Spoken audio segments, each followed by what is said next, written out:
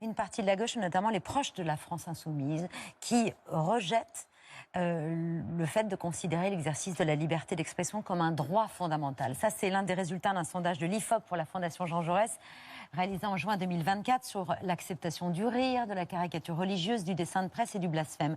Un rejet de la liberté d'expression plus important chez les sympathisants de la France insoumise qu'à l'extrême droite. C'est fou. C'est complètement fou, c'est incompréhensible. C'est minoritaire. Hein. C'est très minoritaire. Vous êtes dans le sondage, enfin voilà, c'est la bonne nouvelle du sondage quand même. Hein. Oui, d'accord. Mais par rapport à l'ensemble de la population française, qui, le soutien à Charlie Hebdo, dont l'acceptation a augmenté depuis Charlie.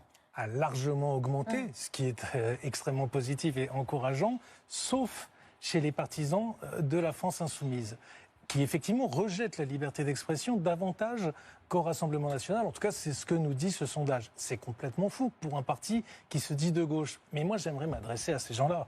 Et certains, probablement, sont de bonne foi et sont animés par une générosité. J'imagine. J'aimerais leur dire quels sont les enjeux.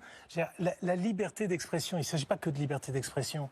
Faire le choix de la liberté d'expression, c'est faire le choix de la démocratie contre la tyrannie. C'est faire le choix de l'état de droit contre l'arbitraire. C'est faire le choix de la culture contre le fanatisme. C'est faire le choix du doute contre le dogme. C'est faire le choix de la liberté contre l'esclavage. C'est ça l'enjeu. Et quand on rejette la liberté d'expression, c'est qu'on fait le choix du dogme, de la dictature, de la barbarie et du fanatisme. C'est ça l'enjeu.